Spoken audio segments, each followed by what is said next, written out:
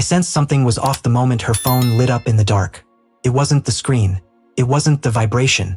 It was the smile. A slow, secret smile she didn't realize had formed while she thought I was asleep beside her. Most people smile with their mouths. She smiled with her eyes. A softness I hadn't seen in months. Not for me. Never for me. She slipped out of bed like a thief. Bare feet. Careful steps. The door closing with a deliberate, guilty click. Too quiet. Too controlled. And that's when the first thought cut through me like a blade. Who makes her smile like that? I didn't follow. Not that night. I lay there staring at the ceiling, feeling my heartbeat rise in slow, steady escalations. Not jealousy. Not panic. Recognition. Because I'd seen that look before, on people who thought they'd discovered something forbidden, dangerous, intoxicating. At 3:12 a.m., she crept back into bed. She thought I was asleep. I wasn't. And when she curled into me, it felt like a stranger wearing my wife's body. The next morning, she floated around the kitchen like gravity no longer applied to her. Hair up in a careless bun, humming softly, glued to her phone with a glow in her eyes that had nothing to do with me. I watched quietly, sinking into that deep, cold part of myself that only awakens when betrayal is close enough to smell. "Everything okay?" I asked, voice smooth, unreadable. She jerked her head up, startled, too startled.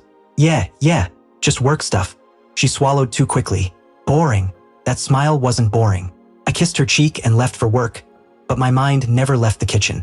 It stayed with her, and with whoever had replaced me without my permission. By noon, her location was off. By 3, she stopped replying. By 4, she sent a photo, a recycled one from months ago. Pre-edited lie. That was all I needed. Not evidence. Not proof. Just that careless, thoughtless lie.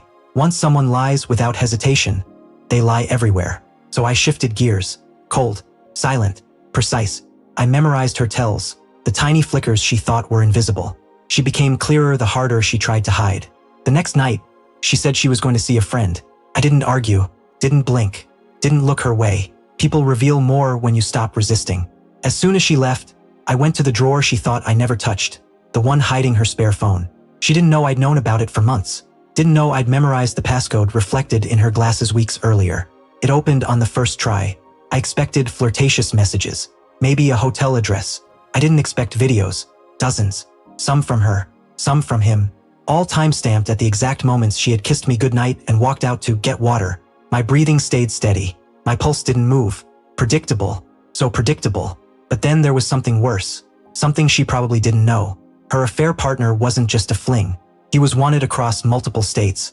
Arrests, charges, a rap sheet long enough to drown in. And she, my wife, had been sleeping with a man whose face appeared in police bulletins. I stared at him frozen in a video, panting above her, and something inside me shifted. Not rage, not heartbreak, alignment. Everything made sense. Her secrecy, her mood swings, the sudden cash withdrawals, the frantic privacy. She wasn't just cheating, she was spiraling downward, and I was done shielding her from consequences. The next day, I told her I'd be home late. I wasn't.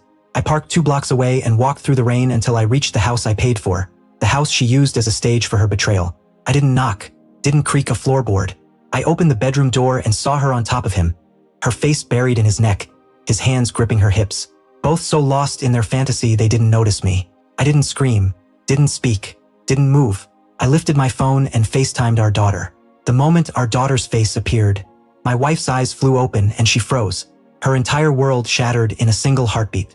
She scrambled off him, hysterical, grabbing sheets, stuttering apologies, shaking uncontrollably. Every emotion she had denied me for months came spilling out, but not for me, for our daughter, who watched in confused, painful silence. I ended the call. Then I stepped back and dialed the police. When they answered, I didn't take my eyes off her.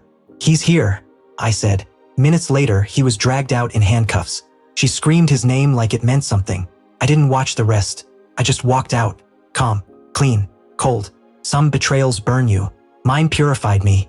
As I closed the door behind me, I felt nothing for her. Not love, not hate, just perfect, unshakable clarity.